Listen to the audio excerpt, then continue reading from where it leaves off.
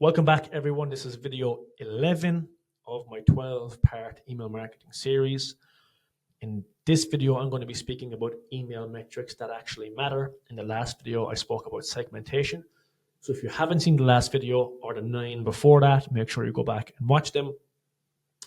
Little intro to me. If you're new here, I'm Jake. I'm the co-founder of an email marketing agency called On Brand Emails.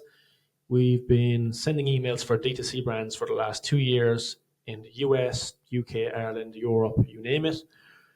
And I've put this together to help anybody out there who has a brand themselves, or maybe you want to become an email marketer, whatever it may be. But yeah, let's just dive straight into this video. I actually still have the hook here that I actually didn't end up using. Don't worry about that. Okay, so part 1, why open rate is useless. Now this is a little bit harsh, it's not fully useless, but as everybody knows, iOS privacy updates pretty much broke the open rate tracking. Apple Mail privacy protection means opens are auto-triggered, whether the person actually opened or not. Open rates are inflated, you can't trust them anymore. What this means, stop using them as your primary metric. Yeah, you probably shouldn't, but again, on Klaviyo, the open rates, you still take them into consideration, obviously. Like if an email campaign gets 20% versus 80%, it's obviously still important to know that.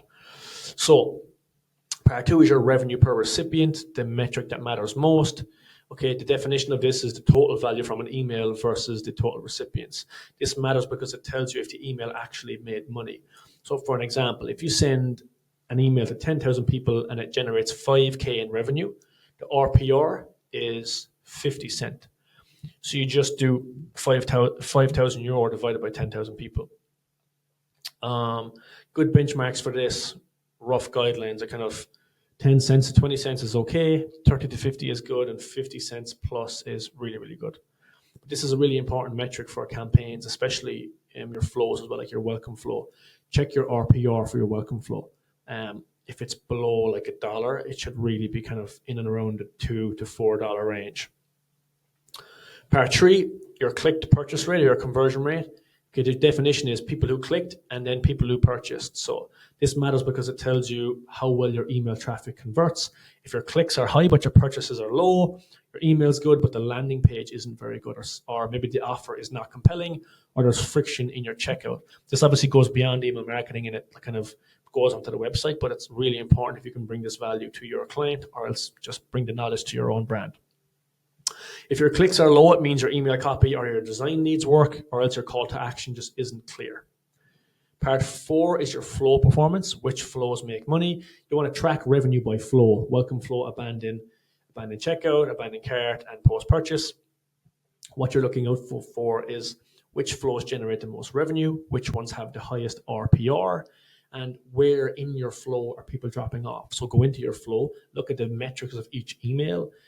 Where do the open rates really drop? If your 6th email in your welcome flow is bringing in the 2nd most revenue in the whole flow, you'd arguably put that to number 2 and have more traffic on it. It's really, really straightforward.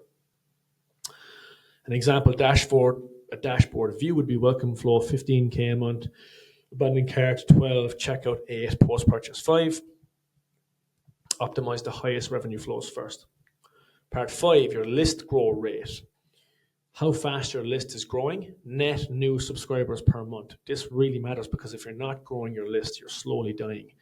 This is one thing with email marketing that so many brand owners don't understand. They all think that it's just getting more money from your current list, which is, yes, true. But one of the most important things about email marketing is having really good list growth, driving as much new traffic into the list as possible as well. Otherwise, it is eventually going to die out. 3 to 5% is okay. 5 to 10% is excellent. Under 2 or 3%, you've got an issue.